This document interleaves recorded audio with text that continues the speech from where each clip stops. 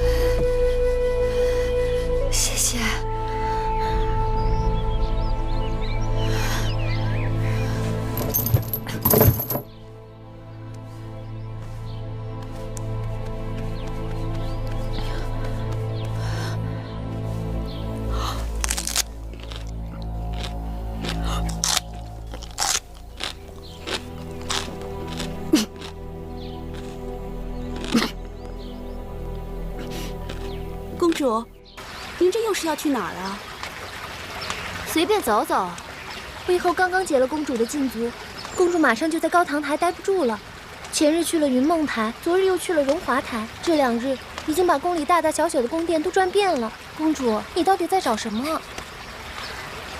实话告诉你们吧，我在找芈月妹妹。你们知道她被关在哪儿了吗？好吧，你们不告诉我，我就带着你们日日找，直到找到为止。公主，公主，你这样找又有什么用呢？要是人不在宫里，即使踏破铁鞋也是找不到的。你说人不在宫里？我瞎说的。人不在宫里，那就在外面的离宫了。公主，你就饶了婢子吧，婢子真的不知道。公主要是说是婢子说的，婢子一定性命难保。谁说是你说的了？是本公主自己想到的。快说，月儿被关在哪个离宫啊？公主，快别难为我们了，我们只知道月公主并不在宫内，可是到底在何处，实在不清楚。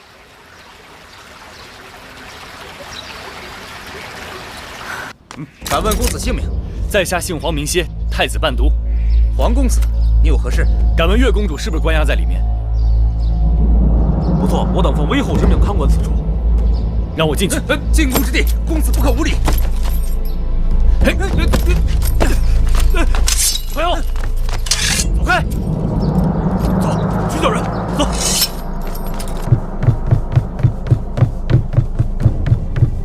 月儿，月儿，月儿，月儿，子歇，你怎么了？别怕，我这就带你走。子歇，起来。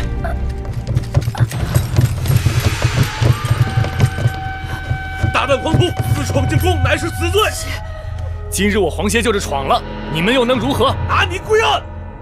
月儿，你先躺下。子歇，子歇，那得先问问我的剑。上。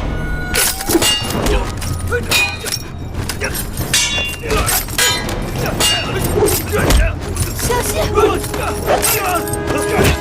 小心，子歇！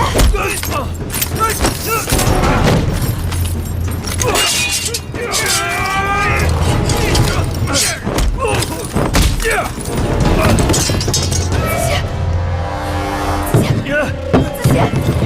有皇姑主过，要杀要剐，冲我来！月儿，子歇不怕死。子歇，你们来拿我的性命吧！好，那我就成全你。等一下，杀了太子陪都，动静闹大了，可不好交代啊。月公主是大王的妹妹，伤了她，大王怪罪，更不好交代啊！住手！嫡公主在此，谁敢无礼？姐姐，月儿，你们好大的胆子，竟然敢对月公主和皇公子动手！公主恕罪，我们也是奉命而行。给我滚出去！还不快滚！走走。月儿，月儿，月儿，这到底怎么了？出什么事了？快拿水来！月儿，姐姐，喝不得，为什么？有毒。有毒？快去叫女医！快去！这水里有毒！月儿，你们还不快去！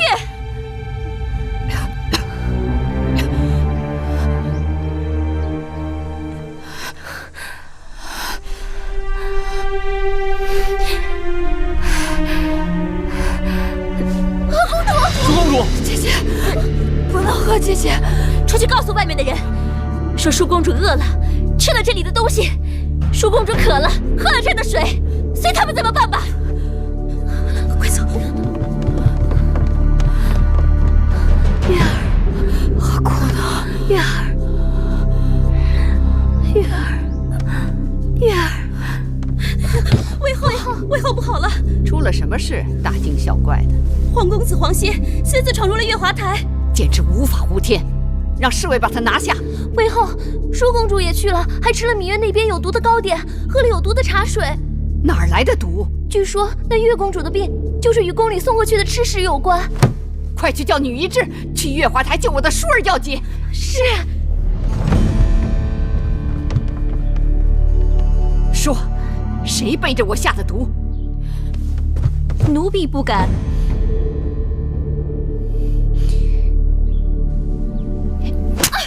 你鬼迷心窍了！母后，婴儿只是恨那芈月，除了忤逆您，还狐媚皇公子，教坏了舒妹妹。如果她不在了，不是给您去了块心病吗？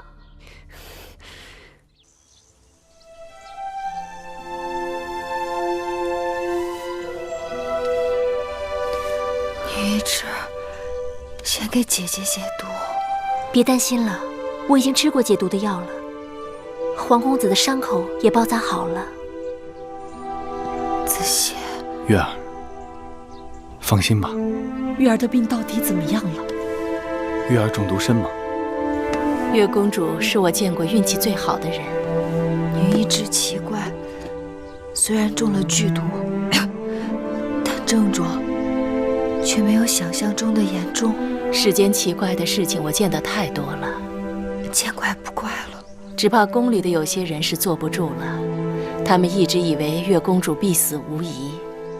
我这里有丹丸，每日只需1粒，服后会发烧，会卡血。你们若信我，就让她用；若不信，就算了。多谢女医治救月儿。不是我要救月公主，是她命里不该死。珍珠、珊瑚，公主，你们回去告诉母后，就说舒公主留在月华台不走了，和月公主同吃同住。谁要想下毒的，让她下好了。是。姐姐，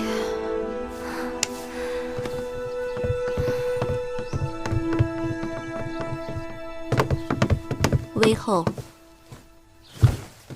拜见微后。舒儿的病情如何？中毒不深，并无大碍，只需好好调养几日便可痊愈。我要你守在舒公主身边，确保我舒儿无恙。是。那个芈月怎么样了？依奴婢看，她的病是因淤毒入络，邪犯上焦，邪热破血妄行，病入膏肓。这么说，她是没救了。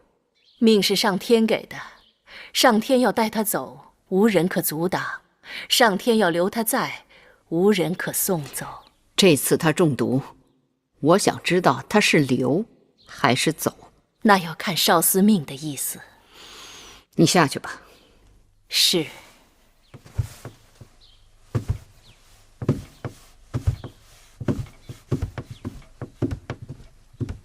微后，舒公主说，即便她病好了，也要留在月华台与芈月同吃同住。由她去吧。你告诉下面，衣食住行不可怠慢，给我好生伺候着。若有半点差池，我让他们都去死。是。因儿那丫头有点走火入魔，你们给我留点神。奴婢明白。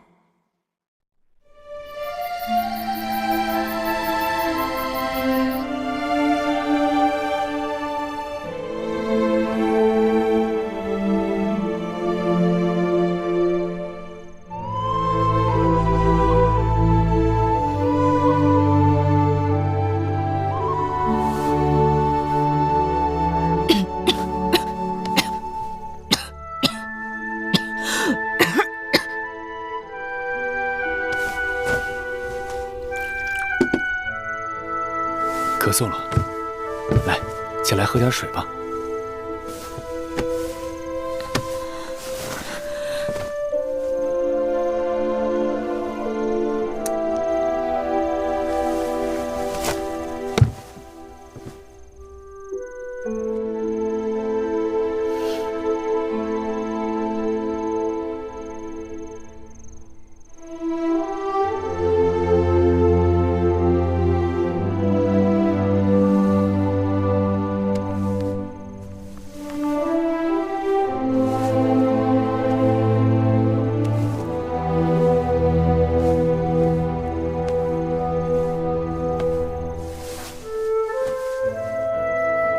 睡吧，我陪着你。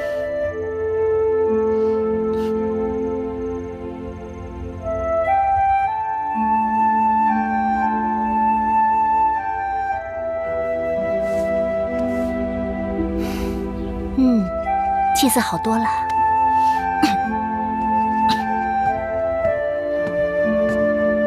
舒公主，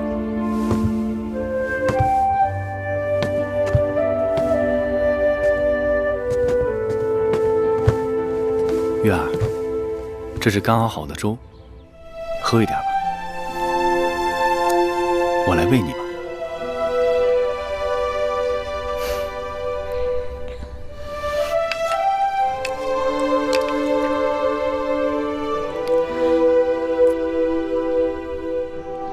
不烫吧？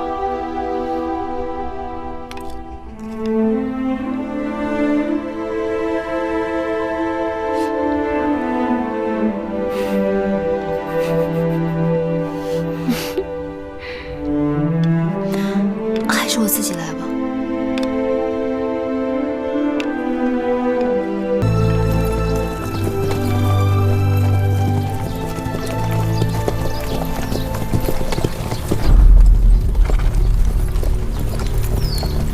秦王在此亲临郢都，楚王命我等在此恭候大驾。有礼。不过2月10日，臣弟与王兄又来到郢都城了。大良造公孙衍曾经劝寡人改弦更张，弃南就义，弃远就近，迎娶魏国公主。寡人却因此更觉得楚国这一趟必来不可。楚离子，你怎么看？王兄是觉得不易到手的东西更珍贵。这一回，寡人想要的东西都会到手。拜见大王，处理子。长子免礼。寡人在路上已经听说，长子一张妙嘴，顶下千军万马，略施小计，便离间了楚国和魏国的关系。想来有长子在，要让那6国合纵变得分崩离析，并非难事。大王，有时候一个人的鼻子要强过数万兵马将士。本王这次来郢都，名义上是来给舒公主下聘礼的，但聘礼下得成下不成，还有变数。长子看，这步棋该如何走啊？只要将秦楚联姻做成事实，这5国合纵就告吹了。不过赵侯雍这几日也派了使臣到郢都来向楚公主求婚，就住在这家驿馆里。所以大王这一次遇上了一个劲敌呀。那赵侯雍与朝阳来往热络，朝阳在宫中根深权重，若他站出来为赵侯雍说话，这分量不可小觑。你今日晚些时候，给晋上送些好礼过去。即使朝阳替赵国鼓吹，那晋上也该有话可说。你送礼，他也会送礼，送来送去不就是个礼吗？可有一样东西比礼管用，那就是情。楚公主对秦王有情，秦王对楚公主有意，为什么要将这个事瞒得密不透风呢？倒不如散出去，让越多的人知道越好，最好让赵国的使臣也知道。张子说的有理，姻缘讲究水到渠成，能想法子让赵国使臣知难而退，是最好不过了。与其苦等水到渠成，不如早早的将生米做成熟饭，这叫大行不拘细谨。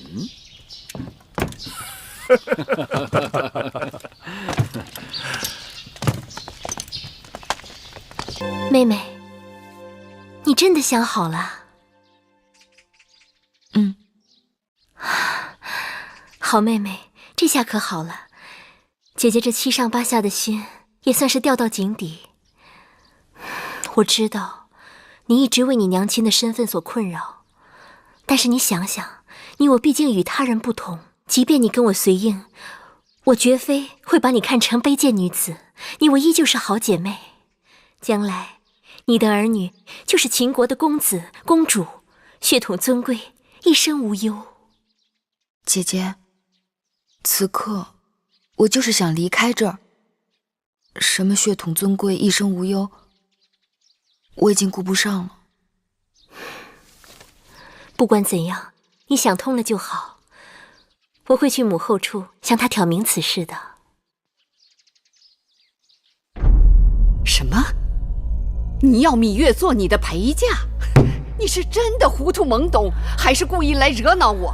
母后既然愿意倾其后宫珍宝送舒儿出嫁，为何一提芈月2字就断然回绝？不要问那么多，不行就是不行。芈月从小与舒儿一起长大，只有她最知道舒儿喜怒哀乐。秦国路途遥遥，若有芈月，也能减少舒儿的思乡之痛。正是因为我疼你，楚国的任何东西我都不会说个不字，但只有芈月，我不能撒手。芈月与黄公子婚事未成，楚宫内外早已议论。既然母后不想让她在楚宫出嫁，那就让她陪我去秦国，也可免了是非与众人的猜疑。不管外人说什么，我主意已定。难道母后一心想让她死在宫中？你是我的亲生女儿，别人说3道4也就罢了，你怎么这般不知好歹啊？说公主错怪了微后，微后所做的每件事情都是为了公主好。既然是为了舒儿，那就帮舒儿解开心头之谜。从小只知道母后慈爱，对待宫中其他公子公主也恩威并重，宽严有度，为何只有对待芈月如此的刻毒刁难？芈月的娘亲与母后的嫌隙，那是多年之前的事情了。他的娘亲去世，再大的怨恨也该烟消云散。难道连恩怨也要母债子还吗？事情并非像公主想的那样。那是怎样？好吧，既然你非要知道，那我就告诉你，我这么做是有缘由的。芈月尚未出生，执掌司天台的太史令堂妹就预言，芈月是8星出世，4府变，6甲乱，当主天下大变。芈月她从小心机和作为就异于常人，如果真应了堂妹的话，首先受害的便是我的骨肉。所以不管她在哪里，我的眼睛都大大的睁着盯着她，免得她兴妖作怪。她再一日，我就食不知味，夜不能寐。你还要带她走？你太不知道轻重厉害了。母后，所谓堂妹的预言，从一开始就荒诞无稽，母后却偏偏自寻烦恼。芈月从小孤苦伶仃，母后更应该可怜她，年幼丧母，无人疼爱，对她格外开恩才是。却因为10几年前某人的胡言乱语，疑神疑鬼，捕影拿风，这是何苦？我把前因后果都告诉你，如此苦口婆心，你还执迷不悟，你想气死我呀！淑儿原本还猜疑玉儿到底犯下了多大的过错，听了母后一番话，却更觉得她无辜了。淑儿心意已定，若母后不准，我就去向大王评理，望母后顾及母女情面，不要再阻止淑儿带玉儿去秦国了。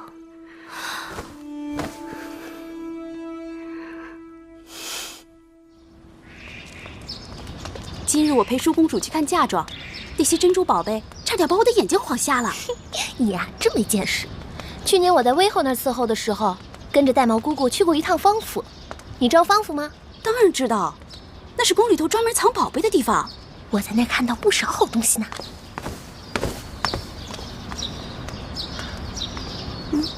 你知道吗？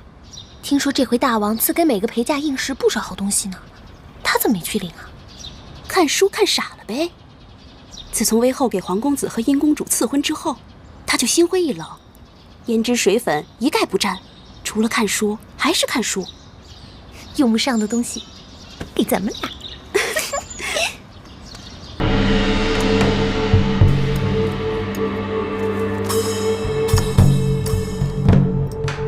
殷公主，时辰到了，殷公主请。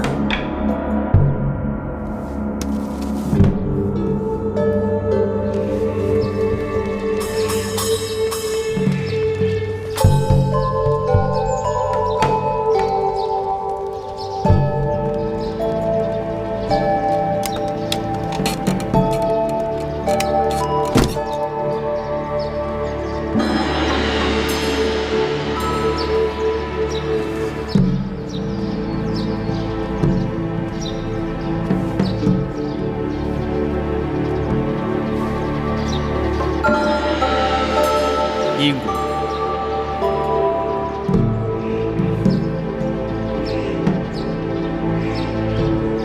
季伯，怎么不见皇公子啊？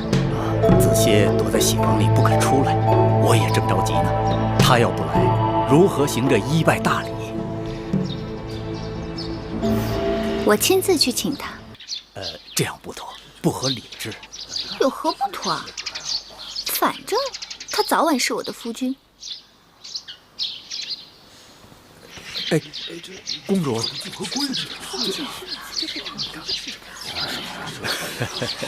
也好。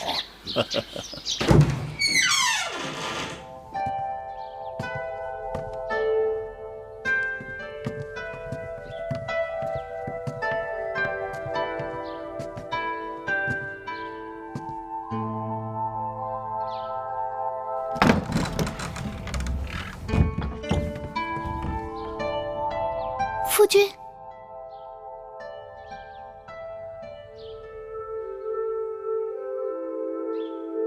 今日良辰美景，夫君为何背对着我？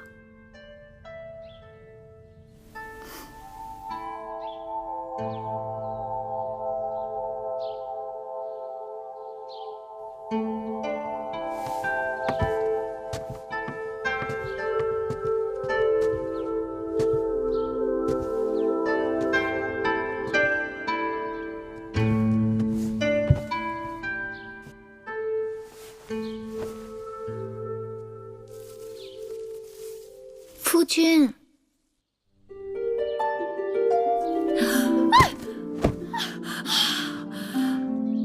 姑母怎的好糊涂啊，竟然叫侄儿夫君。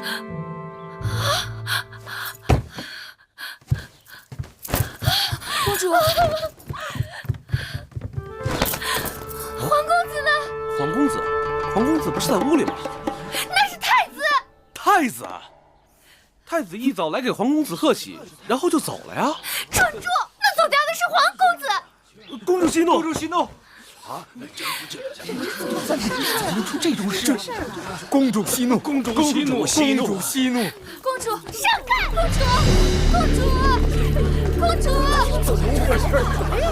拜。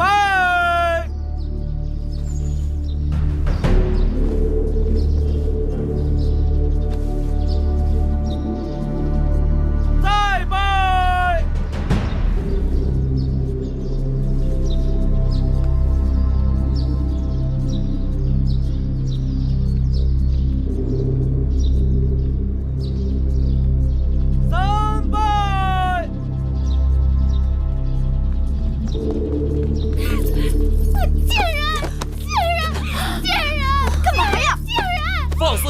米因，狄公主出嫁，你怎敢放肆？大王为后，替米因做主，皇协拒婚，他跑了。此事当真？金华台里，太子穿着喜服，皇公子根本不见踪影。定是那芈月设此奸计，毒害婴儿。大王为后，千万不可放过这个芈月。芈月，告诉我，皇协到底去哪里了？皇协是在与米因成婚的时候不见的，我怎能知道他的去向？好硬的一张嘴，给我拿下！是。母后，那皇协被关在金华台多日，月妹妹日日与舒儿在一起。皇协走了，去追那皇协便是，怎怪在月妹妹身上？那皇公子定是被芈月迷惑了心窍，今日突然不见，定是与芈月早有预谋。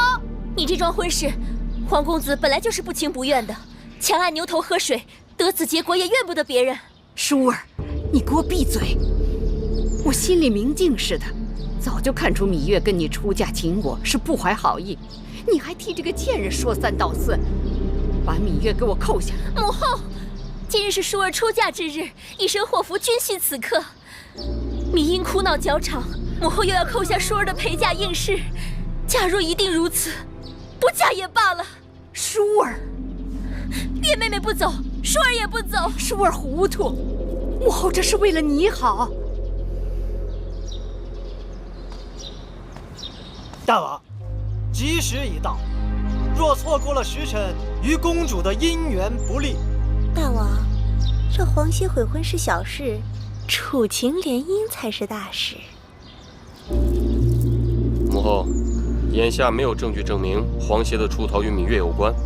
依寡人之见，还是得过且过，即刻启程吧。这怎么可以？有何不可？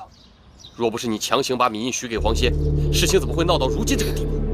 微后明鉴，若再不启程，就会错过了吉期。秦王那里在关外迎亲的人也是有时辰的。况且秦国迎亲使者手里有陪嫁应妾的名单，突然少了一人，恐怕会引起误会和猜忌。好了好了，启程启程启程！等等。舒儿，也许你眼下还不会明白，我所做的一切都是为你好。你是娘亲身上掉下来的肉，我怎会害你？等你以后有了自己的孩儿，你便会明白做娘的一片苦心。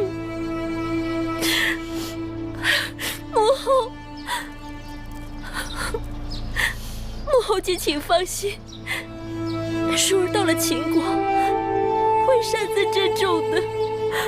往后山高路远，舒儿不能陪在母后身边尽孝，还望母后多加保重。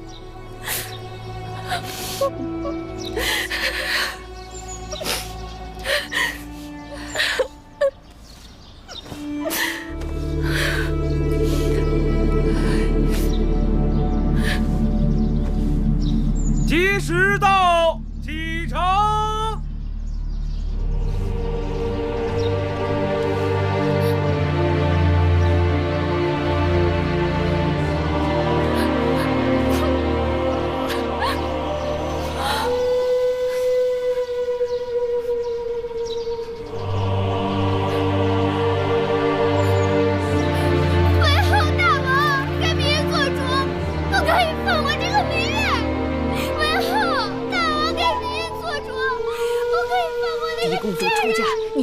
头脑真是丧气！来人，把他给我拉下去！为何不可以放过那个贱人？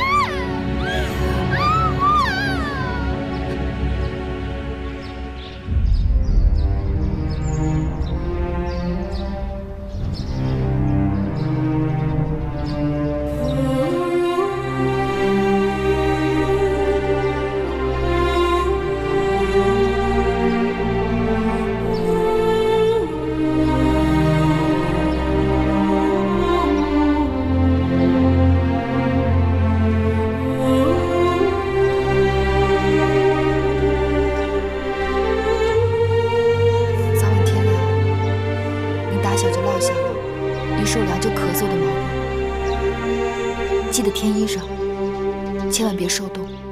放心，你和冉帝路上要保重，还有贵姑，不要太辛苦了。在宫里，无论遇到什么事情，你都要学会忍，千万要小心背后那个。只要熬到分封，有了你自己的立脚之地，一切就都好办了。等到分封之后，我一定想办法把你们都接回来。只是这一去，路途遥远，会有很多危险。还有我呢，谁要是敢欺负姐姐和魁姑，我就揍他。小冉是个男子汉了，遇到险境，我们会有办法的。眼下我们不得不分开，就是为了有一日，我们可以平平安安的团聚在一起。收到了，要不然到江边上船，天就要黑了。蓉蓉送姐姐出嫁。起来吧。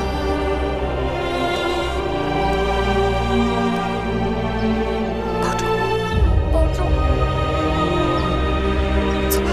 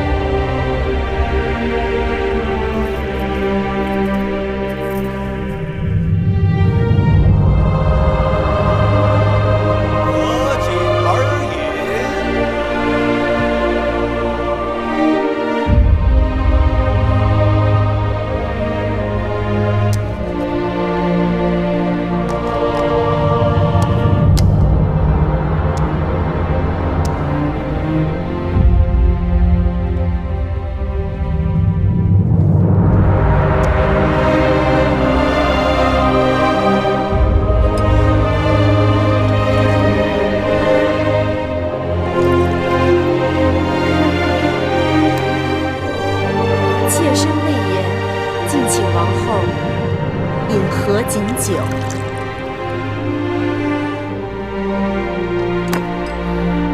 魏夫人辛苦了。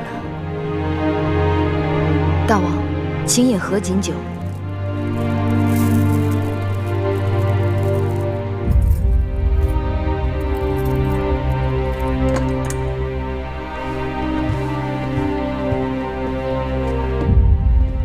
礼毕。恭贺大王皇后。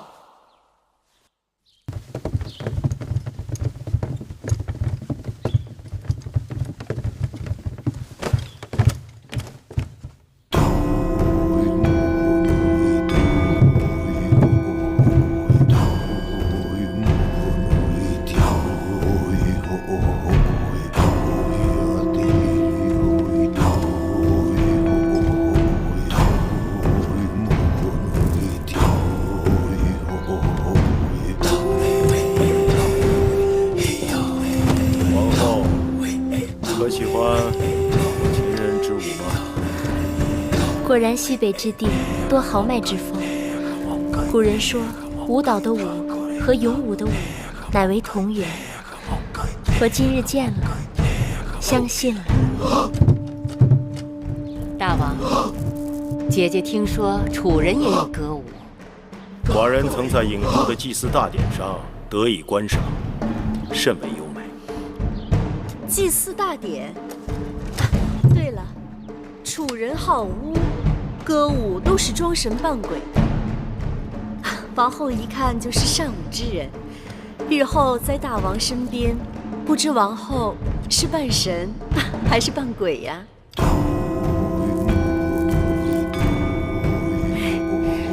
据我所知，秦人也是敬重鬼神的。楚人好巫，招魂驱鬼，祈福攘灾，但怕就怕有一种巫，扮人扮鬼，非神非鬼，平时装的清白无辜，一不留神他就会出来兴风作浪。魏夫人在秦宫多年，定见过这种巫吧？你越这么说，妾身可就摸不着头脑了。魏夫人聪明，慢慢想就知道啦。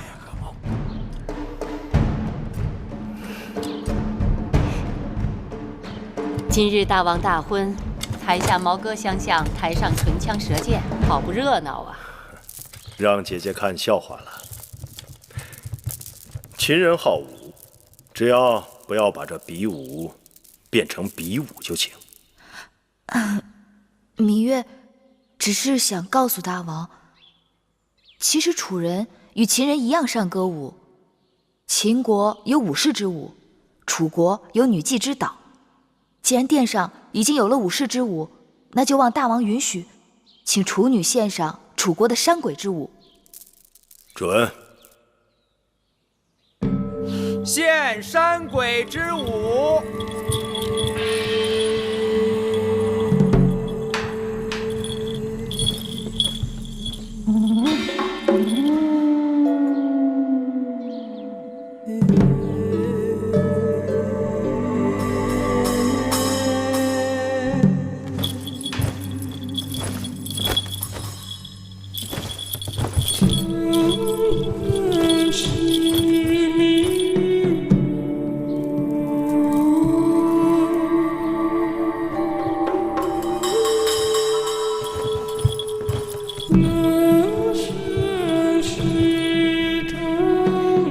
大王，请用酒。小丫头，口舌伶俐啊。是，大王。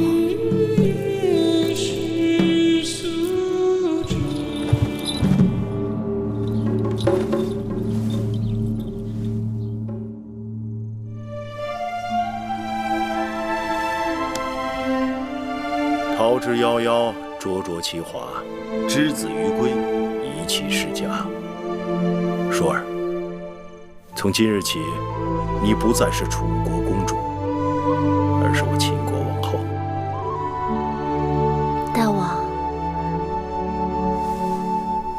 这是你在秦国的身份，好好珍重。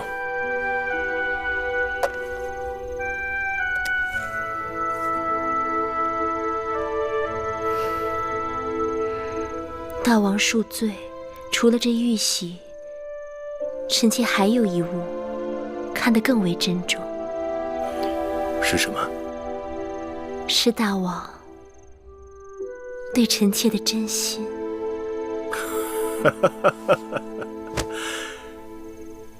舒儿贤惠美貌，寡人对你一见倾心。只是不知舒儿何时何地对寡人有意啊？其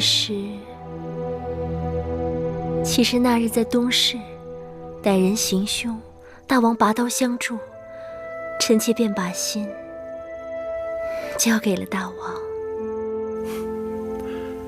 既然如此，寡人定不负你。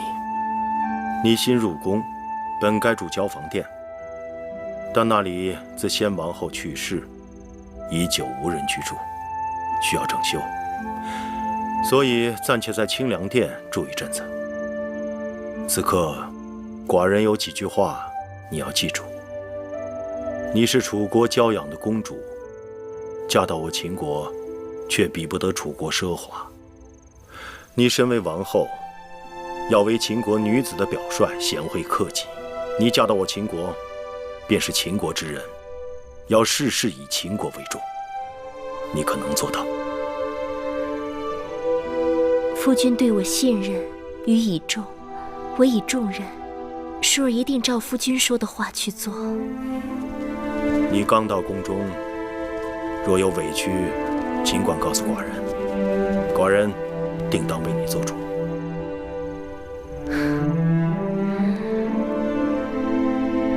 臣妾一来就掌管后宫，说不定会招人嫉恨。寡人最讨厌后宫妇人之间那些小肚鸡肠、狐媚妖宠、勾心斗角的事情。我的舒儿高雅脱俗，定不会像他们那些人一样，让他们知难而退就行了。臣妾一定照着大王说的话去做。从今以后，寡人就将后宫交给你了。秦国立国数百年，我的王后必是一个贤惠的王后。寡人淡漠色相，秦国的后宫一直都很清静。如今列国纷争，你死我活，朝堂上的事已经让寡人非常劳心。望舒儿能给寡人一个和睦的后宫，舒儿可能做到。臣妾定不让大王受后宫纷扰。寡人就知道没有娶错王后。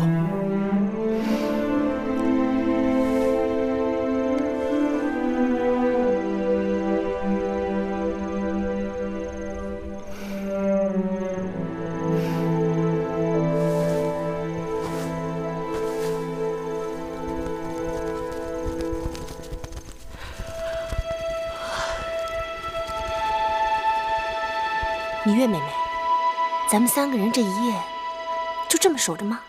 嘘。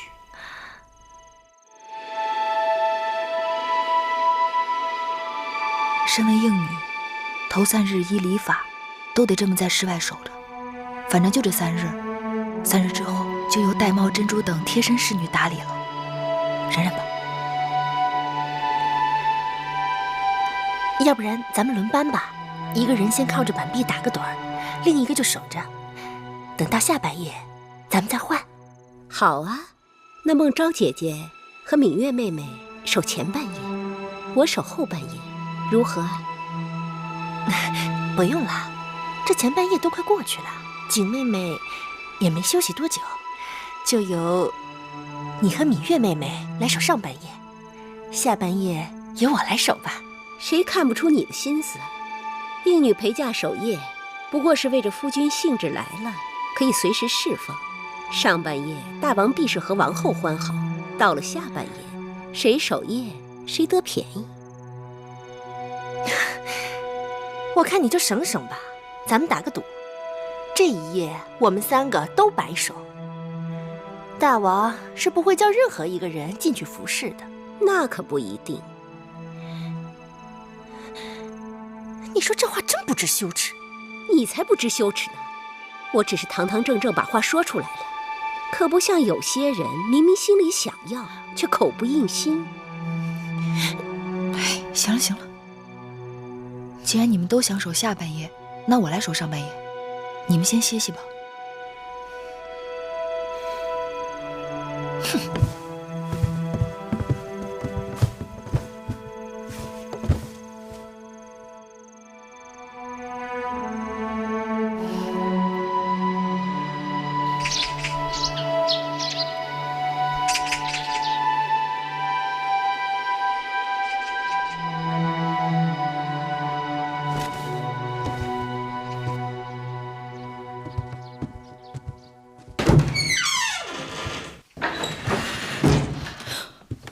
大王，大王您醒了。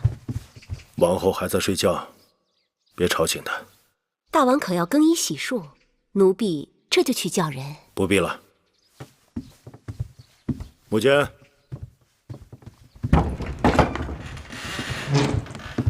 大王，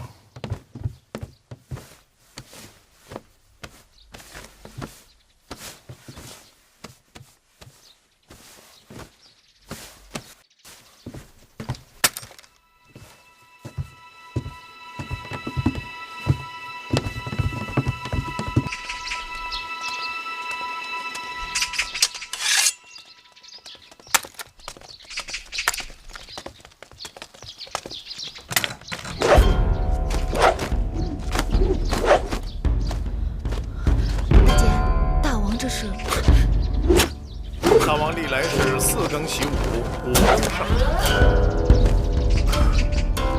可这是大王大婚呢。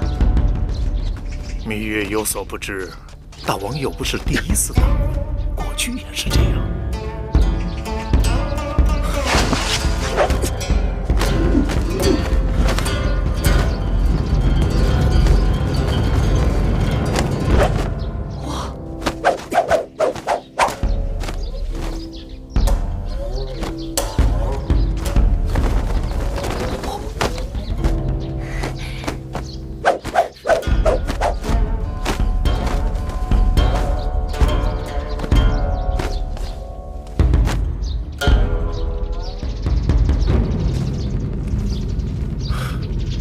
母监，在。盾牌。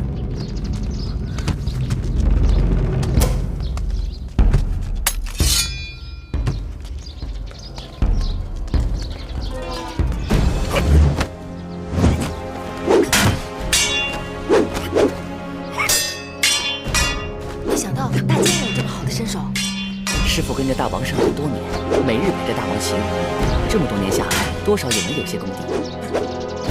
长年累月陪大王习武，真是不易。一年四季风雨无阻，倒也行。哎，可眼下是夏季，若是到了冬季刮风下雪，4更起来，你们就更难了。这大王都不难，我们做下人的有何之难呢？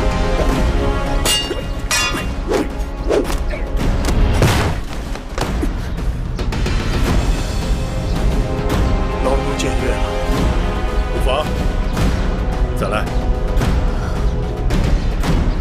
是。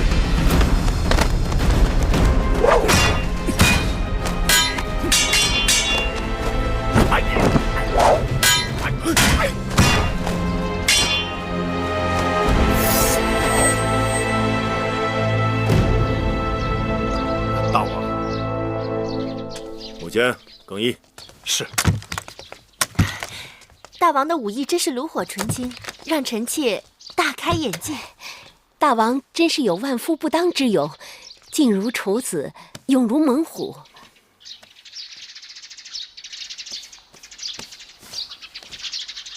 小丫头，王后还没醒，你该陪她多睡一会儿。是，大王。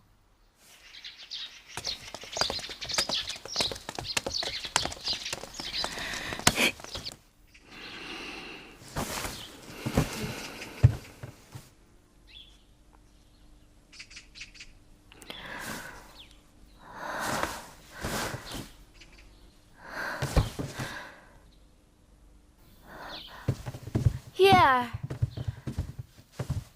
姐姐，姐姐，你起来了？妹妹，大王呢？大王去哪儿了？大王4更起床练剑，此刻去洗漱更衣了。那妹妹怎么不叫醒我啊？大王体贴，说让你多睡一会儿。来到咸阳，嫁入秦宫，按理说我该心满意足，但我心里却更是七上八下的。昨日本想与大王说及武关有人下毒之事，但显然大王不喜后宫有人明争暗斗，只好忍了下来。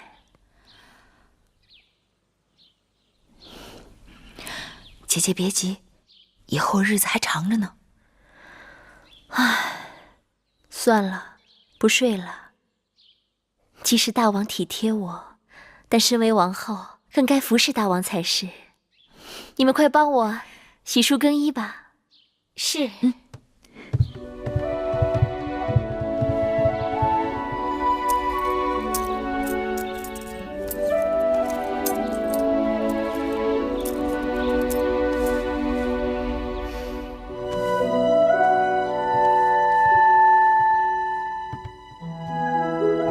大王，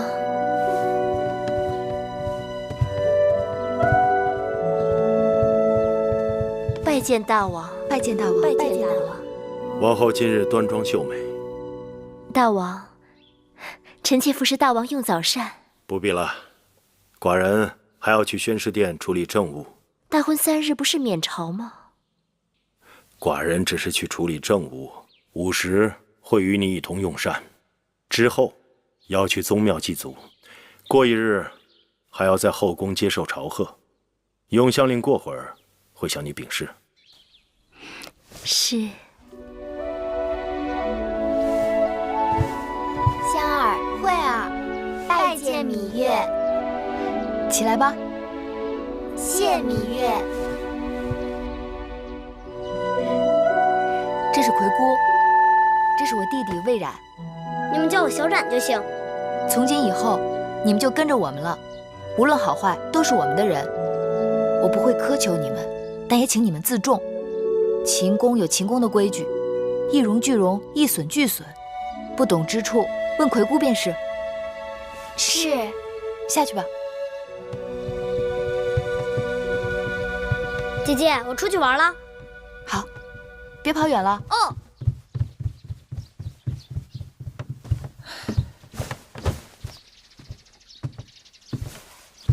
葵姑心里一定怪我。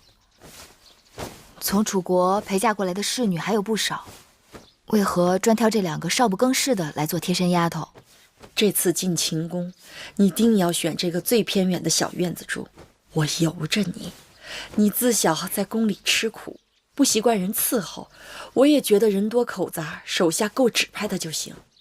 但这里是宫廷，你是楚国公主，身边人总该伶俐管用些。伶俐管用自然是好，忠厚老实更重要。年龄大的侍女都是被调教过的，这楚宫里面尔虞我诈，大约学会了不少。所以我挑人，只要一条，就是心里头干净。做事情拙，我可以教他，但做人拙，你是教不好的。说是朝贺新王后，但魏夫人他们肯定是有备而来。妹妹查了查，这前朝后宫简直就是魏国人的天下。魏夫人是先王后的妹妹，魏少氏又是魏夫人的族妹，大王的长子公子嬴华是魏夫人的独子，连那大良造公孙衍也是魏国人。妹妹快把那些有封号的嫔妃都跟我说说。听说大王素不好色，宫中嫔妃不是先公所赐，就是与先王后大婚时的应女和各国送的美人。唐夫人资历最老，大王少年时就跟着大王了。大王登基之前与魏国联姻，魏夫人随着先王后嫁到了秦国。大王登基后不久，魏王又把樊少氏和魏少氏送给了大王。另外，魏良人、国美人分别是东周公和西周公所送，除了病故的和犯了宫规被夺了位分的，宫中有封号的也就这些了。外人都传，眼下大王最宠爱的是樊少使和魏少使。樊少使也是刚刚有了身孕。这些人之中，也不知道他们对我们都是什么心思。眼下不管他们千条妙计，姐姐只守一定之规。赏赐的东西我有准备，姑姑，去把那东西拿来。是。珍珠。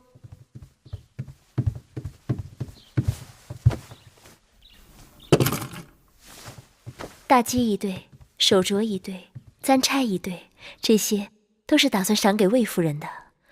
因为先王后去世后，魏夫人一直有掌管后宫之名，而且她的儿子嬴华又是大王的长子，所以赏赐之分也应当要重一些。这样不妥。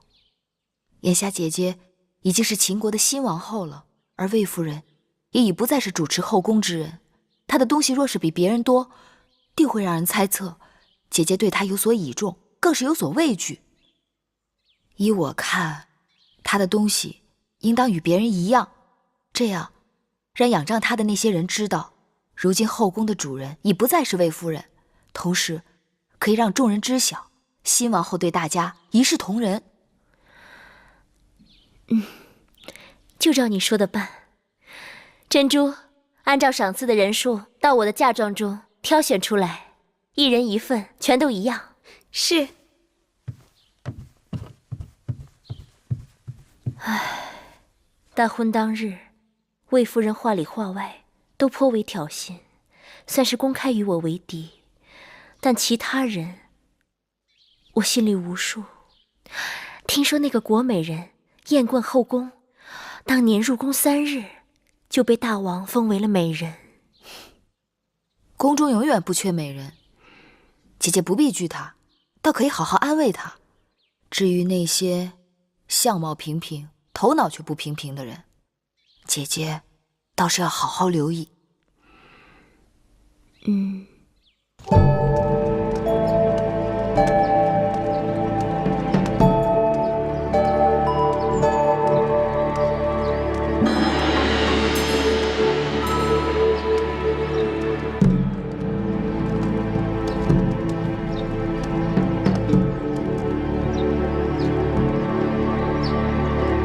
臣妾拜见新王后。各位姐姐免礼。谢王后。臣妾恭迎新王后入殿。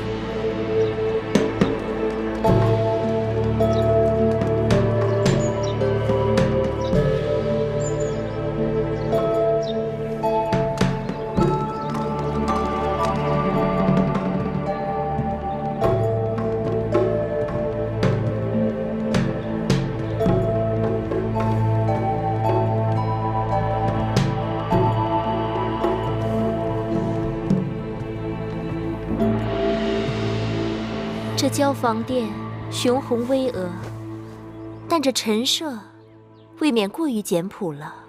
这殿里的一草一木都是当年我姐姐先王后亲手安顿的。我姐姐就是先王后去了以后，这里的一切都是按照她在世时的摆设，丝毫没有改变。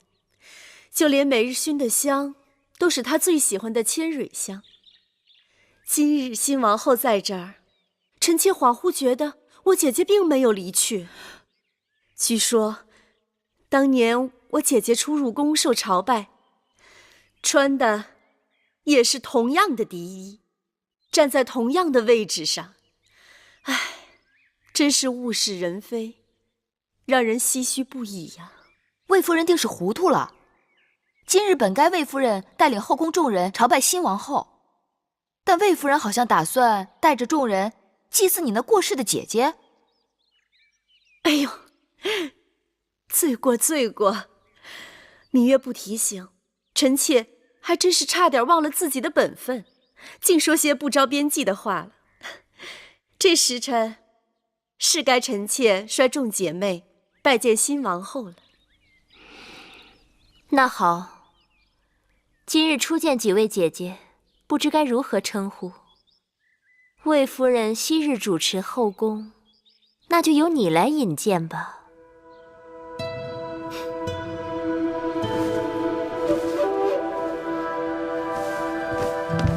臣妾魏氏拜见王后。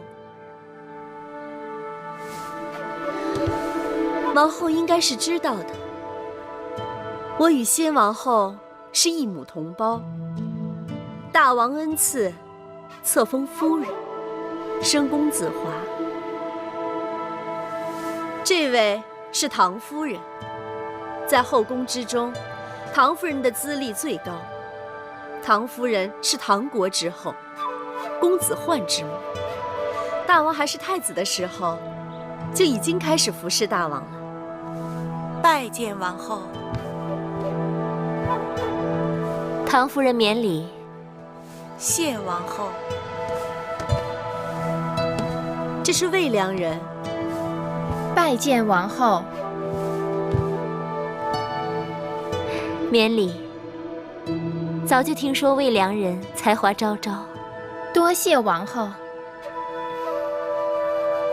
王后，这是国美人。拜见王后。免礼。谢王后。我知道国美人，美艳倾国。王后谬赞。这位是樊氏，魏国人，封少氏。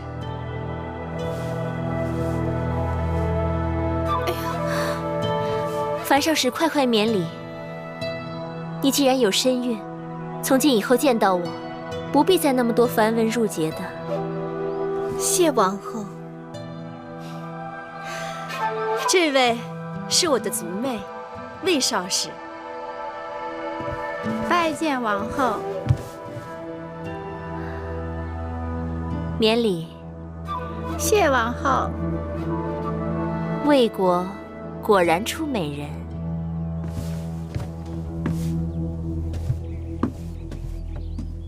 好了，这是我的几个妹妹，也来见过各位姐姐。这是芈月，是我同父的妹妹。王后的亲妹子才是人才出众呢，我们姐妹都领教过了。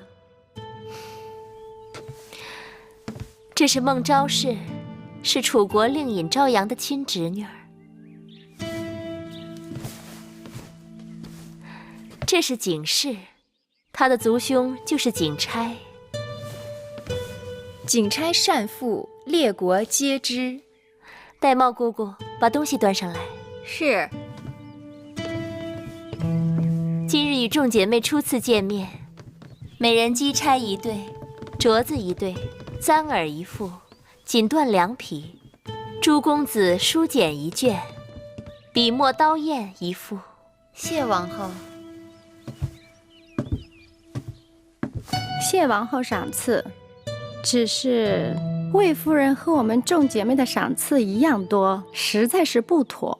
有何不妥？王后初来乍到，恐怕不太清楚这其中的缘由。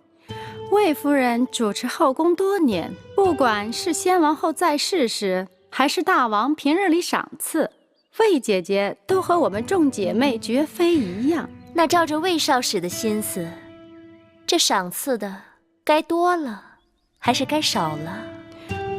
这多少，当然是由大王和王后随意。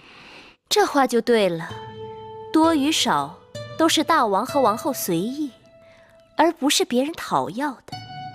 所以，今日的见面礼，没什么不妥的。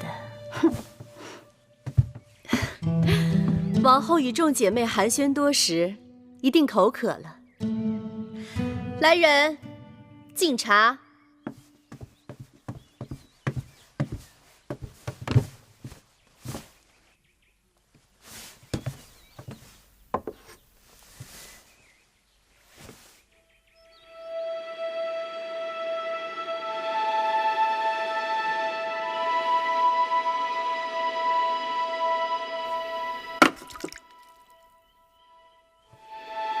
哟，王后怎么不喝呀？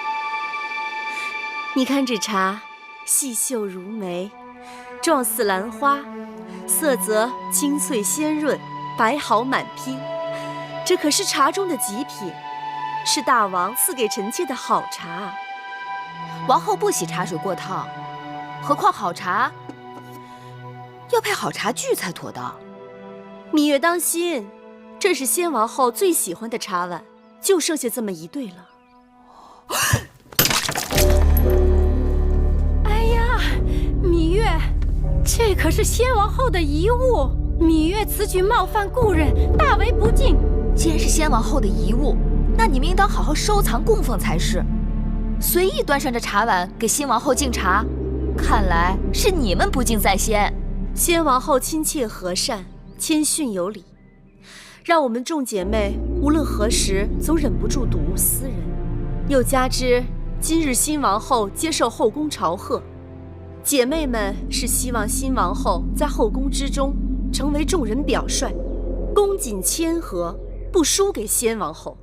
先王后左右逢源自然是好，但作为后宫楷模，新王后不但要待人一团和气，还要守正不阿，不然是非混淆，黑白不分，这后宫岂不乱套了？你这是指责先王后是非不分，黑白不辨了？我的意思是，行事个人有个人的气魄。你只是个应试陪嫁，无名无分，怎么如此这般放肆？芈月说的话就是我的意思。魏夫人是要与我论名分吗？臣妾不敢，臣妾只是觉得这是先王后留下的遗物，就这么损坏了，只怕得有个说法。既然是遗物，就不该拿出来随便乱用。所以说，还是魏夫人不够真爱。从今日起，这交房殿里里外外所有先王后的旧物，都送到先王后的2位卫士妹妹们房中去，让人摆放整齐，设炉焚香，以方便2位姐姐每日睹物思人。至于这控制下来的交房殿该如何布置，我另有打算。今日交房殿好热闹啊！拜见大王。大王，寡人知道今日你们姐妹相见，看起来你们都相处得很和睦。大王，各位姐妹都颇为热诚，让臣妾感动不已。如此，寡人就放心了。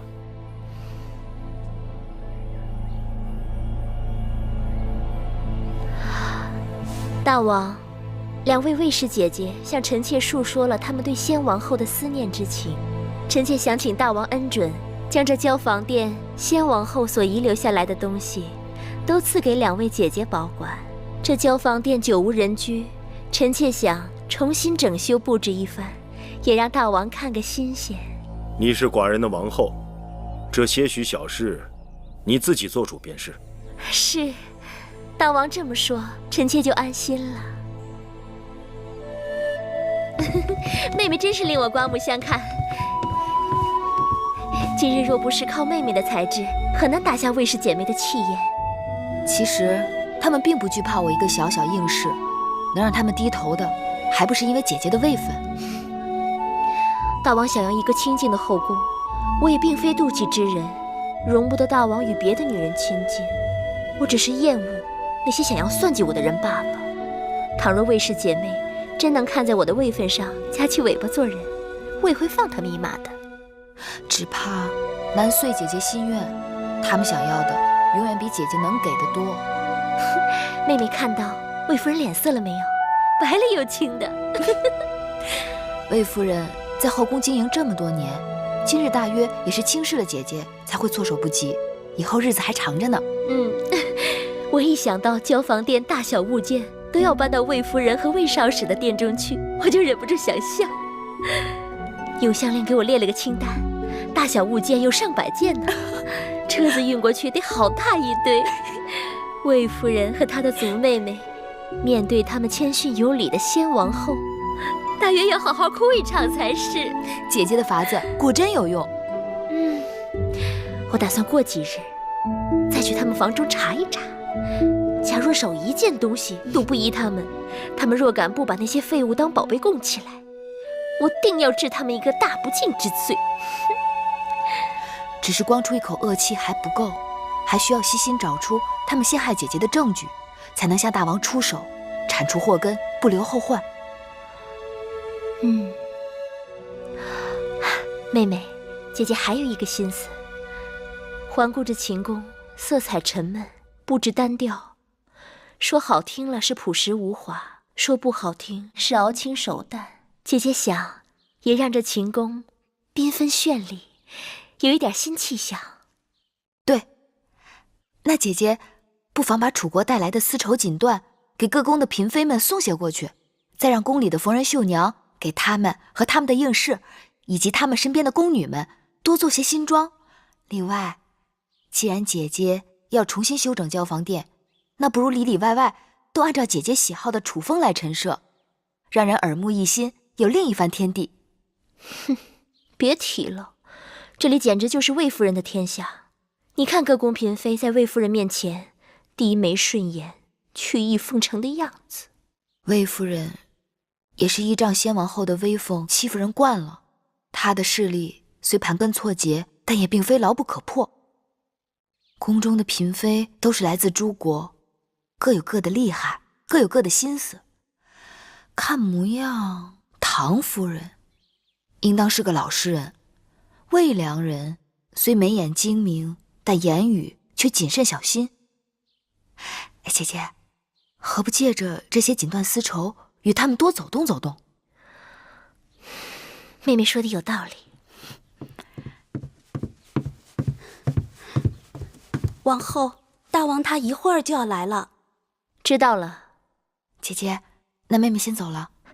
妹妹，我还有事要问你。你真的不愿意服侍大王？姐姐一定知道，庄子曾经说过一个故事。楚国有一只神龟，已死3000年。楚王以锦缎竹匣藏神龟于庙堂之上。你说对于这只神龟来讲，它是宁愿死后留下骨头让人珍藏，还是宁愿快乐地活在烂泥里？妹妹胸无大志，只想做一只泥土中的乌龟。望姐姐允许，3年之后，让我带着葵姑和小冉离开秦宫。人各有志，不可勉强。只是妹妹明珠暗投了。姐姐快些梳洗打扮吧，我先告退了。